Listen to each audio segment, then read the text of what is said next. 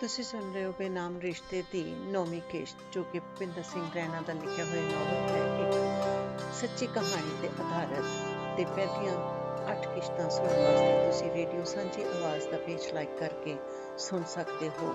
ਇਸ ਕੜੀ ਨੂੰ ਜੋੜਨ ਵਾਸਤੇ ਕਸ਼ਮੀਰ ਵਿੱਚ ਹਾਲਾਤ ਬਹੁਤ ਖਰਾਬ ਹੋ ਗਏ ਸਨ। ਆਤੰਕਵਾਦ ਵੱਧਦਾ ਜਾ ਰਿਹਾ ਸੀ। ਫੌਜ ਤੇ ਪੁਲਿਸ ਉੱਤੇ ਆਤੰਕਵਾਦੀਆਂ ਨੇ ਹਮਲੇ ਕਰਨੇ ਸ਼ੁਰੂ ਕਰ ਦਿੱਤੇ। ਜਿੱਥੇ ਵੀ ਮੌਕਾ ਮਿਲਦਾ ਫੌਜੀਆਂ ਦੇ ਕੈਂਪਾਂ ਤੇ ਗ੍ਰਨੇਡ ਸੁੱਟਣੇ। ਆਤਮਘਾਤੀ ਦਸਤੇ ਆਪਣੀ ਜਾਨ ਦੀ ਪਰਵਾਹ ਨਾ ਕਰਦੇ ਹੋਏ ਆਰਮੀ ਕੈਂਪਾਂ ਵਿੱਚ ਵੜ ਜਾਂਦੇ, ਨੁਕਸਾਨ ਪਹੁੰਚਾਉਂਦੇ ਤੇ ਆਪ ਵੀ ਮਾਰੇ ਜਾਂਦੇ। ਹੱਸਦਾ ਵਸਦਾ ਕਸ਼ਮੀਰ ਨਰਕ ਬਣ ਗਿਆ ਸੀ। ਹਿੰਦੂਆਂ ਦੇ ਉੱਗੇ ਨੇਤਾ ਮੌਤ ਦੇ ਘਾਟ ਉਤਾਰੇ ਗਏ। ਇਸਤਰੀਆਂ ਨਾਲ ਬੇਹੁਰਮਤੀ ਕੀਤੀ ਗਈ। ਗੋਦ ਵਿੱਚ ਚੁੱਕੇ ਬੱਚਿਆਂ ਨੂੰ ਮਾਰ ਦਿੱਤਾ ਗਿਆ। ਮੰਦਰ ਤੋੜ ਭੰਨ ਦਿੱਤੇ ਗਏ। ਘਰਾਂ ਨੂੰ ਅੱਗ ਲਾ ਦਿੱਤੀ ਗਈ ਤੇ ਵਾਦੀ ਦੇ ਹਿੰਦੂਆਂ ਨੂੰ ਨਿਸ਼ਕਾਸ਼ਨ ਲਈ ਮਜਬੂਰ ਕੀਤਾ ਗਿਆ। ਘਰ-ਬਾਰ ਛੱਡ ਕੇ ਕਸ਼ਮੀਰੀ ਪੰਡਤਾਂ ਨੂੰ ਆਪਣੀ ਜਾਨ ਤੇ ਇੱਜ਼ਤ ਬਚਾ ਕੇ ਭੱਜਣਾ ਪਿਆ। ਆਪਣੀ ਧਰਤੀ ਤੋਂ ਜਲਾਵਤਨ ਹੋਣਾ ਪਿਆ। ਦੇਸ਼ ਦੀ ਇਹ ਬਹੁਤ ਵੱਡੀ ਤਰਾਸਦੀ ਸੀ। ਆਪਣੇ ਵਤਨ ਵਿੱਚ ਹੀ ਕਸ਼ਮੀਰੀ ਹਿੰਦੂਆਂ ਨੂੰ ਸ਼ਰਨਾਰਥੀ ਬਣ ਕੇ ਰਹਿਣਾ ਪਿਆ। ਕੋਈ ਜੰਮੂ ਚਲਾ ਗਿਆ, ਕੋਈ ਦਿੱਲੀ ਚਲਾ ਗਿਆ ਤੇ ਕੋਈ ਹੋਰ ਕਿਤੇ। ਭਾਰਤ ਦੇ ਹਰ ਸ਼ਹਿਰ ਵਿੱਚ, ਹਰ ਪ੍ਰਦੇਸ਼ ਵਿੱਚ ਇਹ ਸ਼ਰਨਾਰਥੀ ਜਾ ਕੇ ਫਸ ਗਏ।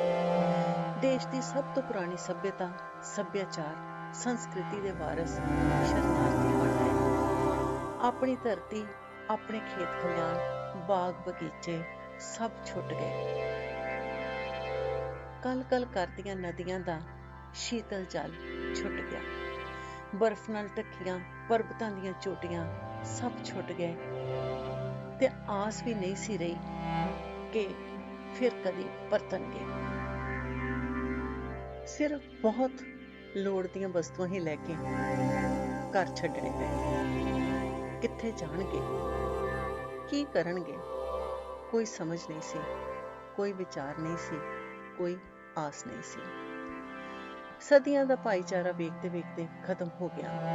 ਇੱਕੋ ਪਹਿਰਾਵਾ, ਇੱਕੋ ਭਾਸ਼ਾ, ਇੱਕੋ ਸੋਚ, ਪਤਾ ਨਹੀਂ ਕਿਵੇਂ ਸਭ ਬਦਲ ਗਿਆ। ਬੂਹੇ ਤੇ ਬਾਰੀਆਂ ਖੁੱਲੀਆਂ ਹੀ ਛੱਡ ਕੇ ਆਪਣੀ ਜਾਨ ਬਚਾ ਕੇ ਕਸ਼ਮੀਰੀ ਪੰਡਤਾਂ ਨੇ ਕਸ਼ਮੀਰ ਛੱਡ ਦਿੱਤਾ। ਕਿਸੇ ਨੇ ਆਪਣੀ ਜਾਇਦਾਦ ਦੀ, ਕਾਰੋਬਾਰ ਦੀ, ਸਰਕਾਰੀ ਅਹੁਦਿਆਂ ਦੀ ਪਰਵਾਹ ਨਹੀਂ ਕੀਤੀ। ਆਪਣੀ ਜਾਨ ਬਚਾ ਕੇ ਸੜਦਾ ਕਸ਼ਮੀਰ ਛੱਡ ਆਏ। ਕਸ਼ਮੀਰੀ ਸਿੱਖਾਂ ਨੇ ਕਸ਼ਮੀਰ ਨਹੀਂ ਛੱਡਿਆ। ਸ਼ਾਇਦ ਉਹ ਹੋਰ ਸੰਕਟ ਵੇਖਣਾ ਚਾਹੁੰਦੇ ਸਨ। ਇਸ ਤੋਂ ਵੀ ਜ਼ਿਆਦਾ ਬੁਰੇ ਦਿਨ ਵੇਖਣਾ ਚਾਹੁੰਦੇ ਸਨ। ਥੋੜੀਆਂ-ਥੋੜੀਆਂ ਜ਼ਮੀਨਾਂ, ਛੋਟੇ-ਛੋਟੇ ਕਾਰੋਬਾਰ ਤੇ ਛੋਟੀਆਂ-ਛੋਟੀਆਂ ਨੌਕਰੀਆਂ ਲਈ ਉੱਥੇ ਹੀ ਟਿਕੇ ਰਹੇ। ਉਹਨਾਂ ਨੂੰ ਭਰੋਸਾ ਸੀ ਕਿ ਉਹਨਾਂ ਨਾਲ ਕੁਝ ਵੀ ਨਹੀਂ ਹੋਵੇਗਾ। ਕੁਝ ਲੋਕਾਂ ਦੀ ਸੋਚ ਸਹੀ ਵੀ ਸੀ, ਪਰ ਆਮ ਲੋਕ ਆਤੰਕਵਾਦੀਆਂ ਦੇ ਨਿਸ਼ਾਨੇ ਤੇ ਸਨ। ਦੂਰੀਆਂ ਵੱਧ ਗਈਆਂ ਸਨ। ਅਲਪ ਸੰਖਿਅਕ ਆਬਾਦੀ ਵਾਲੇ ਲੋਕ ਡਰ ਵਿੱਚ ਜੀਵਨ ਗੁਜ਼ਾਰ ਰਹੇ ਸਨ। ਦੂਰ ਵਸਦੇ ਪਿੰਡਾਂ ਵਿੱਚ ਸਰਹੱਦੋਂ ਪਾਰ ਆਏ ਉਗਰਵਾਦੀ ਰਾਤ ਨੂੰ ਕਿਸੇ ਦੇ ਵੀ ਘਰ ਵੜ ਜਾਂਦੇ, ਭੋਜਨ ਕਰਦੇ, ਰਾਤ ਨੂੰ ਸੌਂਦੇ, ਸਵੇਰੇ ਤੜਕੇ ਚੇਤਾਵਨੀ ਦੇ ਕੇ ਚਲੇ ਜਾਂਦੇ ਕਿ ਕਿਸੇ ਨੂੰ ਦੱਸਣਾ ਨਹੀਂ। ਲੋਕ ਉੱਥੇ ਰਹਿੰਦੇ ਤੇ ਸਨ, ਪਰ ਇਹੋ ਜਿਹੇ ਡਰ ਵਿੱਚ ਹੀ ਵੱਸਦੇ ਸਨ। ਭੈ ਦੇ ਵਾਤਾਵਰਣ ਵਿੱਚ ਬੱਚੇ ਸਕੂਲਾਂ ਕਾਲਜਾਂ ਵਿੱਚ ਜਾਂਦੇ ਸਨ, ਪਰ ਉਹਨਾਂ ਦੀ ਵਾਪਸੀ ਤੱਕ ਆਪਣੇ ਹੀ ਸਾਹ ਸੁੱਕੇ ਰਹਿੰਦੇ ਸਨ, ਖਾਸ ਕਰਕੇ ਬੱਚੀਆਂ ਵਾਸਤੇ। ਕਦੀ ਵੀ ਕੋਈ ਵੀ ਅਣਹੋਣੀ ਹੋ ਸਕਦੀ ਸੀ। ਉਹਨਾਂ ਦਿਨਾਂ ਵਿੱਚ ਹੀ ਜ਼ਿਲ੍ਹਾ ਅਨੰਤਨਾਗ ਵਿੱਚ, ਜਿਹੜਾ ਦੱਖਣੀ ਕਸ਼ਮੀਰ ਵਿੱਚ ਸਥਿਤ ਹੈ, ਇੱਕ ਘਟਨਾ ਹੋਈ। ਇੱਕ ਕੁੜੀ ਤਰਾਲ ਇਲਾਕੇ ਦੀ ਕਾਲਜ ਜਾਂਦੀ ਸੀ। ਕਈ ਦਿਨਾਂ ਤੋਂ ਇੱਕ ਮੁਸਲਮਾਨ ਮੁੰਡਾ ਉਸ ਦਾ ਪਿੱਛਾ ਕਰ ਰਿਹਾ ਸੀ। ਕਦੀ ਮੋਟਰਸਾਈਕਲ ਲੈ ਕੇ ਉਹਦੇ ਪਿੰਡ ਹੁੰਦਾ, ਕਦੀ ਖੁੱਲੀ ਜੀਪ ਲੈ ਕੇ ਉਸ ਦੇ ਨਾਲ ਗੱਲਬਾਤ ਕਰਨ ਦੀ ਕੋਸ਼ਿਸ਼ ਕਰਦਾ। ਉਹ ਕੁੜੀ ਉਸ ਵੱਲ ਆਕਰਸ਼ਿਤ ਹੋ ਗਈ, ਉਸ ਨੂੰ ਮਿਲਣ ਲੱਗੀ ਤੇ ਉਹ ਮੁੰਡਾ ਇੱਕ ਦਿਨ ਉਸ ਦੇ ਘਰ ਆ ਗਿਆ ਤੇ ਕੁੜੀ ਦੇ ਪਿਤਾ ਨੂੰ ਸਿੱਧੇ ਹੀ ਬਿਨਾਂ ਕਿਸੇ ਸ਼ਰਮ ਦੇ, ਕਿਸੇ ਭੈ ਦੇ ਕਹਿ ਦਿੱਤਾ कि आपकी लड़की के साथ शादी करना चाहता हूँ। अगर आप इजाजत देंगे तो ठीक है, नहीं तो मैं जबरदस्ती ले जाऊंगा और निकाह कर लूंगा। ਇਹ ਚੇਤਾਵਨੀ ਸੁਣ ਕੇ ਪਿਤਾ ਦੇ ਦਿਲ ਤੇ ਕੀ ਗੁਜ਼ਰੀ ਹੋਵੇਗੀ। पिता ने उत्तर दिता, 1-2 दिन में सोचकर बताएंगे। ठीक है, मुझे जल्दी जवाब चाहिए। ते ओ चला गया। ਇਹੋ ਜਿਹੇ ਹਾਲਾਤ ਹੋ ਗਏ ਸਨ। ਉਹ ਮੁੰਡਾ ਵੀ ਉਗਰਵਾਦੀ ਬਣ ਚੁੱਕਾ ਸੀ ਤੇ ਡਰਾ ਧਮਕਾ ਕੇ ਕੁੜੀ ਨਾਲ ਨਿਕਾਹ ਕਰਨਾ ਚਾਹੁੰਦਾ ਸੀ। ਇਹਨਾਂ ਹਾਲਾਤਾਂ ਵਿੱਚ ਪਿਓ ਕੀ ਕਰ ਸਕਦਾ ਸੀ? ਉਸਨੇ ਪਿੰਡ ਦੇ ਪਤਵੰਤੇ ਤੇ ਬਰਾਦਰੀ ਦੇ ਕੁਝ ਖਾਸ ਲੋਕਾਂ ਨੂੰ ਪਿੰਡ ਦੇ ਗੁਰਦੁਆਰੇ ਵਿੱਚ ਇਕੱਠਾ ਕੀਤਾ। ਸਾਰੀ ਘਟਨਾ ਸੁਣਾਈ ਤੇ ਪੁੱਛਿਆ ਕਿ ਹੁਣ ਕੀ ਕੀਤਾ ਜਾਵੇ। ਇੱਥੋਂ ਤੱਕ ਇਹਨਾਂ ਦੀ ਹਿੰਮਤ ਵੱਧ ਗਈ ਹੈ ਕਿ ਘਰ ਆ ਕੇ ਧਮਕੀ ਦੇ ਕੇ ਜਾਂਦੇ ਨੇ, ਅੱਜ ਮੇਰੀ ਬੇਟੀ ਹੈ, ਕੱਲ ਤੁਹਾਡੇ ਵਿੱਚੋਂ ਕਿਸੇ ਹੋਰ ਦੀ ਹੋਵੇਗੀ। ਸਾਡਾ ਇੱਥੇ ਵਸਣਾ ਕਿੰਨਾ ਔਖਾ ਹੋ ਗਿਆ। ਪਹਿਲੇ ਦਿਨ ਹੀ ਸਿੰਘਪੁਰਾ ਵਿੱਚ ਕਤਲੋਗਾਰਤ ਹੋਇਆ। ਹੁਣ ਸਾਡੀਆਂ ਧੀਆਂ ਨੂੰ ਲੈ ਜਾਣਗੇ, ਕਿਵੇਂ ਚੱਲੇਗਾ? ਡੁੱਬ ਮਰਨ ਦੀ ਨੌਬਤ ਆ ਗਈ ਹੈ। ਕਸ਼ਮੀਰੀ ਪੰਡਤਾਂ ਵਾਂਗੂ ਸਾਨੂੰ ਵੀ ਘਰ-ਬਾਰ ਛੱਡ ਕੇ ਨੱਸਣਾ ਪਵੇਗਾ, ਨਹੀਂ ਤਾਂ ਸਾਡੀ ਇੱਜ਼ਤ, ਸਾਡੀ ਸ਼ਾਨ ਸ਼ੌਕਤ ਮਿੱਟੀ ਵਿੱਚ ਮਿਲ ਜਾਵੇਗੀ। ਸਾਰੇ ਲੋਕ ਸਦਮੇ ਵਿੱਚ ਸਨ, ਵੱਖੋ ਵੱਖਰੀਆਂ ਸਲਾਹਾਂ ਦਿੰਦੇ ਸਨ, ਪਰ ਕਿਸੇ ਫੈਸਲੇ ਤੇ ਨਹੀਂ ਪੁੱਜੇ ਜਿਹੜਾ ਕੁੜੀ ਦੇ ਪਿਤਾ ਨੂੰ ਸਵੀਕਾਰ ਹੋਵੇ। ਅੰਤ ਵਿੱਚ ਪਿਤਾ ਨੇ ਹੀ ਆਪਣਾ ਫੈਸਲਾ ਸੁਣਾਇਆ। ਗੁਰੂ ਦੀ ਹਜ਼ੂਰੀ ਵਿੱਚ ਬੈਠੇ ਹੋ, ਇਹ ਗੱਲ ਆਪਣੇ ਤੱਕ ਰੱਖਣੀ। ਮੈਂ ਅੱਜ ਰਾਤੀ ਆਪਣੀ ਧੀ ਨੂੰ ਮਾਰ ਦੇਣਾ ਹੈ ਤੇ ਸਵੇਰੇ 4 ਵਜੇ ਉਸ ਦਾ ਸੰਸਕਾਰ ਕਰ ਦੇਵਾਂਗੇ। ਜਿਸ ਵੇਲੇ ਇੱਥੇ ਸੁਖਮਨੀ ਸਾਹਿਬ ਦਾ ਪਾਠ ਚੱਲਦਾ ਹੋਵੇਗਾ ਤੇ ਮਸਜਿਦ ਵਿੱਚ ਅਜ਼ਾਨ ਹੁੰਦੀ ਹੋਵੇਗੀ, ਉਸ ਵੇਲੇ ਹੀ ਮੈਂ ਆਪਣੀ ਧੀ ਦਾ ਸੰਸਕਾਰ ਕਰ ਦੇਵਾਂਗਾ। ਕਿਸੇ ਨੂੰ ਪਤਾ ਨਹੀਂ ਲੱਗਣਾ ਚਾਹੀਦਾ। ਤੁਸੀਂ 5 ਸਿੱਖ ਹੀ ਉੱਥੇ ਮੌਜੂਦ ਹੋਵੋਗੇ। ਮੈਂ ਆਪਣੇ ਮਕਾਨ ਦੇ ਪਿਛਵਾੜੇ ਜਿੱਥੇ ਬਾੜੀ ਹੈ, ਉੱਥੇ ਲੱਕੜਾਂ ਰੱਖੀਆਂ ਹੋਈਆਂ ਹਨ, ਉੱਥੇ ਹੀ ਸੰਸਕਾਰ ਕਰ ਦਿਆਂਗਾ ਤੇ ਉਸ ਹਰਾਮਜ਼ਾਦੇ ਨੂੰ ਜਵਾਬ ਮਿਲ ਜਾਵੇਗਾ ਜਿਸ ਤੋਂ ਮੈਂ 2 ਦਿਨ ਦਾ ਸਮਾਂ ਮੰਗਿਆ ਹੈ ਜਵਾਬ ਦੇਣ ਵਾਸਤੇ। ਤੇ ਫਿਰ ਇੰਜ ਹੀ ਹੋਇਆ। ਪਿਤਾ ਨੇ ਸੁੱਤੀ ਧੀ ਦਾ ਗਲਾ ਘੋਟ ਦਿੱਤਾ ਤੇ ਸਵੇਰੇ ਸੰਸਕਾਰ ਕਰ ਦਿੱਤਾ। ਆਪਣੀ ਇੱਜ਼ਤ ਤੇ ਮਰਿਆਦਾ ਨੂੰ ਬਚਾਉਣ ਲਈ ਅਣਖੀ ਪਿਤਾ ਇਹੋ ਹੀ ਕਰਦੇ ਹਨ। ਸਵੇਰੇ ਸਭ ਕੁਝ ਠੀਕ ਸੀ, ਜਿਵੇਂ ਕੁਝ ਹੋਇਆ ਹੀ ਨਹੀਂ। ਕੇਵਲ ਇੰਨੀ ਹੀ ਖਬਰ ਸੀ ਕਿ ਲੜਕੀ ਮਰ ਗਈ। ਉਸ ਉਗਰਵਾਦੀ ਮੁੰਡੇ ਨੂੰ 2-3 ਦਿਨ ਬਾਅਦ ਪਤਾ ਲੱਗਾ, ਜਦੋਂ ਉਸਨੇ ਕਾਲਜ ਵਿੱਚ ਕੁੜੀ ਨੂੰ ਨਹੀਂ ਵੇਖਿਆ। ਉਹਨਾਂ ਦੇ ਘਰ ਆਇਆ ਤੇ ਪਤਾ ਲੱਗਾ कि वो मर गई है। आपने उसे मार दिया क्या? वो खुद मर गई, पिता ने किया। मैं आपसे इसका बदला लूंगा। चुपचाप यहाँ से दफा हो जाओ, नहीं तो पुलिस को इतला कर दूंगा, पिता ने भी गुस्से विच किया। ਇਹੋ ਜਿਹੀਆਂ ਕਈ ਘਟਨਾਵਾਂ ਉਹਨਾਂ ਦਿਨਾਂ ਵਿੱਚ ਵਾਪਰੀਆਂ ਜਿੱਥੇ ਮੁਸਲਮਾਨ ਮੁੰਡੇ ਸਿੱਖ ਲੜਕੀਆਂ ਦੀ ਇੱਜ਼ਤ ਤੇ ਆਬਰੂ ਨਾਲ ਖਿਲਵਾੜ ਕਰਨ ਤੇ ਤੁਲੇ ਸਨ। ਉਹਨਾਂ ਨੂੰ ਪਤਾ ਸੀ ਕਿ ਇਹ ਮੁੱਠੀ ਭਰ ਸਿੱਖ ਉਹਨਾਂ ਦਾ ਕੀ ਵਿਗਾੜ ਲੈਣਗੇ ਤੇ ਕਈ ਪ੍ਰਕਾਰ ਦੇ ਲੋਭਨ ਦੇ ਕੇ ਕੁੜੀਆਂ ਨੂੰ ਫਸਾ ਲੈਂਦੇ ਤੇ ਫਿਰ ਉਹਨਾਂ ਦੀ ਜ਼ਿੰਦਗੀ ਬਰਬਾਦ ਕਰ ਦਿੰਦੇ। ਇੱਕ ਹੋਰ ਘਟਨਾ ਬਾਰਾਮੂਲਾ ਕਸਬੇ ਵਿੱਚ ਹੋਈ। ਇੱਕ ਸੇਵਾ ਮੁਕਤ ਫੌਜੀ ਸੂਬੇਦਾਰ ਸੀ। ਉਸ ਦੀ ਬੇਟੀ ਵੀ ਇਹੋ ਜਿਹੇ ਚੱਕਰ ਵਿੱਚ ਫਸ ਗਈ। ਇੱਕ ਲੜਕਾ ਉਸਨੂੰ ਹਰ ਦਿਨ ਨਵੇਂ-ਨਵੇਂ ਤੋਹਫੇ ਦਿੰਦਾ, ਕਦੀ ਵਿਦੇਸ਼ੀ ਘੜੀ, ਕਦੀ ਸੋਨੇ ਦਾ ਕੋਈ ਛੋਟਾ-ਮੋਟਾ ਗਹਿਣਾ, ਕਦੀ ਕੋਈ ਵਧੀਆ ਪਰਫਿਊਮ। ਉਹ ਜਾ ਕੇ ਇਹ ਸਭ ਚੀਜ਼ਾਂ ਆਪਣੀ ਮਾਂ ਨੂੰ ਵਿਖਾਉਂਦੀ। ਮਾਂ ਬਹੁਤ ਖੁਸ਼ ਹੁੰਦੀ ਤੇ ਕਈ ਵਾਰੀ ਧੀ ਨੂੰ ਕਹਿੰਦੀ ਕਿ ਹਮੀਦ ਨੂੰ ਕਹਿ ਕਦੀ ਮੰਮੀ ਵਾਸਤੇ ਵੀ ਕੋਈ ਤੋਹਫਾ ਭੇਜੇ। ਇਸ ਤਰ੍ਹਾਂ ਮਾਵਾਂ ਹੀ ਧੀਆਂ ਨੂੰ ਪ੍ਰੋਤਸਾਹਿਤ ਕਰਦੀਆਂ। ਮਾਂ ਵੱਲੋਂ ਜਦੋਂ ਆਜ਼ਾਦੀ ਹੈ ਤੇ ਕਿਸੇ ਦਾ ਕੀ ਡਰ, ਕੀ ਚਿੰਤਾ। ਇੰਜ ਬਹੁਤ ਸਾਰੀਆਂ ਕੁੜੀਆਂ ਦੀ ਜ਼ਿੰਦਗੀ ਬਰਬਾਦ ਹੋਈ। ਮਾਂ ਨੂੰ ਖੁਸ਼ ਰੱਖ ਕੇ ਉਹ ਕਿਸੇ ਵੇਲੇ ਵੀ ਆਪਣੇ ਪ੍ਰੇਮੀ ਨੂੰ ਮਿਲਣ ਜਾ ਸਕਦੀਆਂ ਸਨ। ਪਿਓ ਦੇ ਪੁੱਛਣ ਤੇ ਮਾਂ ਕਈ ਬਹਾਨੇ ਕੱਢ ਲੈਂਦੀ ਤੇ ਪਿਓ ਦੀਆਂ ਅੱਖਾਂ ਵਿੱਚ ਧੂੜ ਚੁੱਕਦੀ। ਵਿਸ਼ਵਾਸਘਾਤ ਆਪਣੇ ਹੀ ਖਾਨਦਾਨ ਨਾਲ ਕਰਦੀਆਂ ਤੇ ਆਪਣੀ ਹੀ ਧੀ ਦੀ ਬਰਬਾਦੀ ਦਾ ਸਬੱਬ ਬਣਦੀਆਂ। ਇਹੋ ਜਿਹੇ ਕਿੱਸੇ ਕਈ ਘਰਾਂ ਵਿੱਚ ਹੋਏ। ਇਹੋ ਜਿਹੀ ਘਟਨਾ ਸੂਬੇਦਾਰ ਜੀ ਦੇ ਘਰ ਵਿੱਚ ਵੀ ਘਟੀ। ਘਰ ਨਾ ਆਉਣ ਤੇ ਘਰਵਾਲੀ ਨੂੰ ਪੁੱਛਿਆ, ਰਾਜੀ ਕਿੱਥੇ ਆ? ਉੱਤਰ ਮਿਲਦਾ, ਸਹੇਲੀ ਦੇ ਘਰ ਗਈ ਆ, ਇਕੱਠੀਆਂ ਪੜ੍ਹਦੀਆਂ ਨੇ। ਇੱਕ ਦਿਨ ਸੂਬੇਦਾਰ ਨੇ ਘਰ ਆਉਂਦਿਆਂ ਕਿਸੇ ਮੁੰਡੇ ਦੀ ਕਾਰ ਵਿੱਚੋਂ ਧੀ ਨੂੰ ਉਤਰਦਿਆਂ ਵੇਖਿਆ। ਮੋਨਾ ਮੁੰਡਾ ਮੁਸਲਮਾਨ ਸੀ ਤੇ ਘਰ ਦੇ ਕੋਲ ਛੱਡ ਕੇ ਚਲਾ ਗਿਆ। ਕੁੜੀ ਘਰ ਆ ਗਈ ਤੇ ਆਪਣੇ ਕਮਰੇ ਵਿੱਚ ਚਲੀ ਗਈ। ਪਿਤਾ ਨੇ ਘਰ ਆ ਕੇ ਮਾਂ ਨੂੰ ਪੁੱਛਿਆ, ਰਾਜੀ ਘਰ ਆ ਗਈ ਹੈ? ਹਾਂਜੀ। ਕੁੜੀ ਕੋਲੋਂ ਪੁੱਛਿਆ, ਰਾਜੀ ਬੇਟੇ ਕਿੱਥੇ ਗਈ ਸਾਂ? ਜੀ ਸਹੇਲੀ ਦੇ ਘਰ ਪੜ੍ਹਨ ਗਈ ਸਾਂ। ਉਹ ਤੈਨੂੰ ਪੜ੍ਹਾਉਂਦੀ ਹੈ? ਜੀ ਇਕੱਠੇ ਪੜ੍ਹਦੇ ਹਾਂ। ਪਰ ਕਾਲਜ ਦੀ ਪੜ੍ਹਾਈ ਇਕੱਠੇ ਕਰਨ ਦਾ ਮਤਲਬ? ਉਹ ਦਾਜੀ ਪ੍ਰੋਫੈਸਰ ਦੇ ਲੈਕਚਰ ਦੀ ਕੋਈ ਗੱਲ ਸਮਝ ਨਹੀਂ ਆਉਂਦੀ ਮੈਨੂੰ। ਮੈਂ ਉਹੀ ਪੁੱਛਣ ਜਾਂਦੀ ਹਾਂ।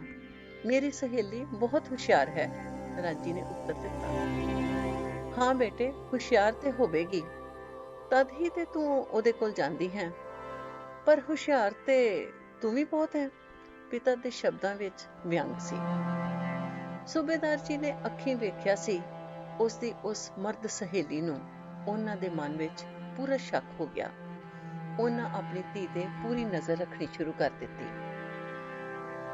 ਕਈ ਹਫ਼ਤੇ ਬਾਅਦ ਪਤਨੀ ਨੇ ਸੂਬੇਦਾਰ ਨੂੰ ਦੱਸਿਆ ਕਿ ਰਾਜੀ ਦਾ ਕਾਲਜ ਪਿਕਨਿਕ ਤੇ ਜਾ ਰਿਹਾ ਹੈ, ਰਾਜੀ ਵੀ ਜਾਵੇਗੀ। ਕੋਈ ਗੱਲ ਨਹੀਂ, ਚਲੀ ਜਾਵੇ, ਪਿਤਾ ਦਾ ਉੱਤਰ ਸੀ। ਦੂਸਰੇ ਦਿਨ ਤਿਆਰ ਹੋ ਕੇ ਲੜਕੀ ਘਰੋਂ ਨਿਕਲੀ। ਪਿਤਾ ਪਹਿਲੇ ਹੀ ਘਰੋਂ ਨਿਕਲ ਕੇ ਡਿਗਰੀ ਕਾਲਜ ਦੇ ਅੱਗੇ ਇੱਕ ਨਾਕਾ ਸੀ, ਉੱਥੇ ਹੀ ਆਪਣੇ ਅੰਬੈਸਡਰ ਕਾਰ ਨੂੰ ਬੂਟਿਆਂ ਦੇ ਥੱਲੇ ਖੜੀ ਕਰਕੇ ਓਲੇ ਹੋ ਕੇ ਰੁਕ ਗਏ। ਕਾਲਜ ਦੇ ਬੱਚਿਆਂ ਨੇ ਪਿਕਨਿਕ ਤੇ ਜਾਣਾ ਸੀ ਬੱਸਾਂ ਤੇ, ਪਰ ਰਾਜੀ ਉਸ ਮੁੰਡੇ ਦੀ ਕਾਰ ਤੇ ਬੈਠ ਕੇ ਸ੍ਰੀਨਗਰ ਲਈ ਰਵਾਨਾ ਹੋਈ। ਸੂਬੇਦਾਰ ਨੇ ਕਾਰ ਦਾ ਪਿੱਛਾ ਕੀਤਾ।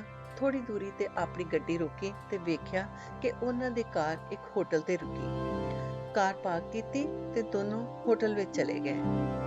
ਸੂਬੇਦਾਰ ਜੀ ਨੇ 1-2 ਘੰਟੇ ਉਡੀਕ ਕੀਤੀ ਤੇ ਵਾਪਸ ਬਾਰਾਮੂਲੇ ਪਰਤ ਆਏ। ਪਤਨੀ ਨਾਲ ਕੋਈ ਗੱਲ ਨਹੀਂ ਕੀਤੀ, ਸ਼ਾਂਤ ਰਹੇ, ਪਰ ਉਹਨਾਂ ਦੇ ਅੰਦਰ ਭਾਂਬੜ ਬਲ ਰਿਹਾ ਸੀ। ਉਹਨਾਂ ਦੀ ਧੀ ਇੰਜ ਕਰੇਗੀ, ਭਰੋਸਾ ਹੀ ਨਹੀਂ ਸੀ। ਕਿੰਨੀਆਂ ਆਸਾਂ ਸਨ ਬੇਟੀ ਤੋਂ, ਪੜ੍ਹ ਲਿਖ ਕੇ ਪਿਤਾ ਦਾ ਨਾਂ ਰੋਸ਼ਨ ਕਰੇਗੀ। ਇਹ ਨਾਂ ਰੋਸ਼ਨ ਕੀਤਾ ਹੈ ਇਸ ਕੁਲੈਣੀ ਨੇ। ਅੱਜ ਤੇ ਮੈਂ ਵੇਖਿਆ ਹੈ, ਹੋਰ ਵੀ ਕਈਆਂ ਨੇ ਵੇਖਿਆ ਹੋਵੇਗਾ। ਨੱਕ ਵੱਢੀ ਜਾਵੇਗੀ। ਕੀ ਮੂੰਹ ਵਿਖਾਵਾਂਗਾ ਭਰਾਵਾਂ ਭੈਣਾਂ ਨੂੰ, ਸਮਾਜ ਨੂੰ। ਸ਼ਾਮ ਹੋਣ ਦੀ ਉਡੀਕ ਕੀਤੀ। ਹਨੇਰਾ ਪਿਆ। ਕੁੜੀ ਘਰ ਆਈ। ਸਾਰਾ ਦਿਨ ਹੋਟਲ ਵਿੱਚ ਉਸ ਮੁਸਲਮਾਨ ਮੁੰਡੇ ਨਾਲ ਰਹੀ। ਇਹ ਸੋਚ ਕੇ ਹੀ ਅਣਖ ਤੇ ਘੱਲੂਘਾਰਾ ਵਾਪਰ ਗਿਆ ਹੋਇਆ ਸੀ। ਸੂਬੇਦਾਰ ਜੀ ਦਾ 2 ਮੰਜ਼ਲਾ ਘਰ ਸੀ। ਉੱਪਰਲੀ ਮੰਜ਼ਲ ਤੇ ਜਾਣ ਵਾਸਤੇ ਅੰਦਰੋਂ ਹੋਰ ਪੌੜੀ ਸੀ। ਕੁੜੀ ਨੂੰ ਆਉਂਦਿਆਂ ਹੀ ਮਾਂ ਨੇ ਪੁੱਛਿਆ, ਹਾਂ ਆ ਗਈ ਰਾਜੀ? ਹਾਂ ਮਾਂ। ਪਿਕਨਿਕ ਕੈਸੀ ਰਹੀ? ਬਹੁਤ ਵਧੀਆ। ਤੇ ਉੱਪਰਲੀ ਮੰਜ਼ਲ ਤੇ ਆਪਣੇ ਕਮਰੇ ਵਿੱਚ ਜਾਣ ਲਈ ਚੜ੍ਹਨ ਲੱਗ ਪਈ। ਉੱਪਰ ਸੂਬੇਦਾਰ ਜੀ ਖੜੇ ਸਨ, ਹੱਥ ਵਿੱਚ ਬੰਦੂਕ ਸੀ। ਜਿਵੇਂ ਉਹ ਉੱਪਰ ਪੁੱਜੀ, ਸੂਬੇਦਾਰ ਸਾਹਿਬ ਨੇ ਉਸ ਦੇ ਸਿਰ ਤੇ ਬੰਦੂਕ ਦਾ ਬੱਟ ਜ਼ੋਰ ਨਾਲ ਮਾਰਿਆ।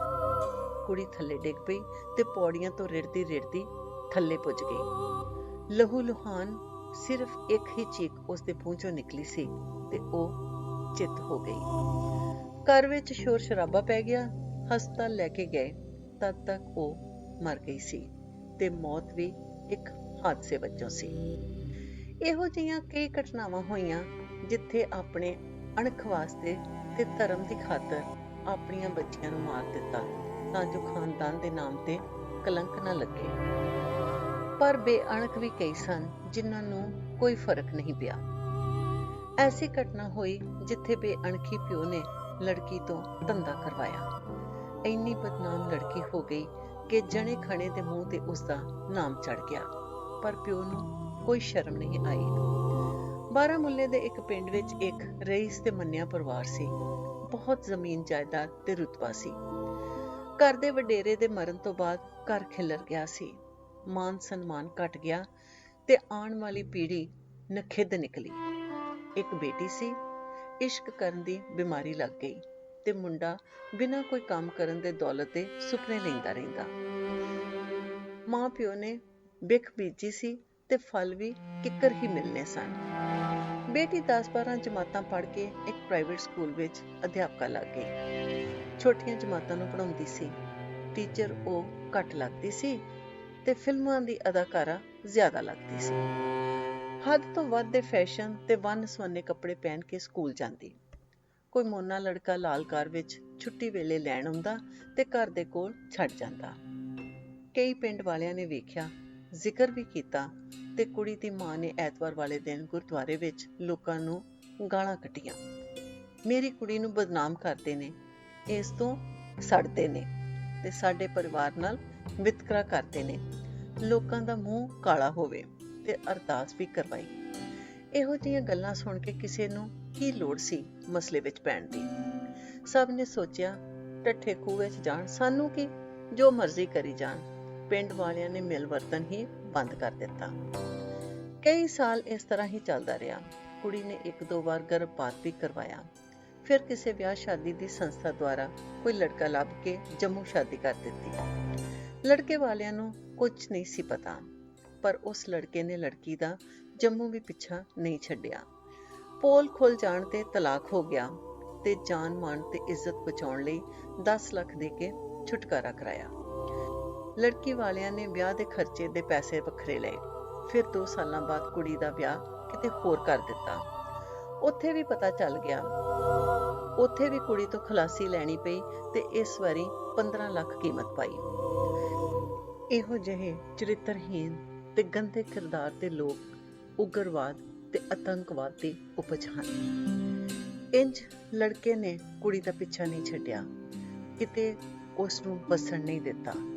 ਉਹ ਆਤੰਕਵਾਦੀ ਦਾ ਸਹਾਇਕ ਸੀ ਤੇ ਕੁੜੀ ਦਾ ਪਿਤਾ ਵੈਸੇ ਹੀ ਬਦਨਾਮ ਸੀ।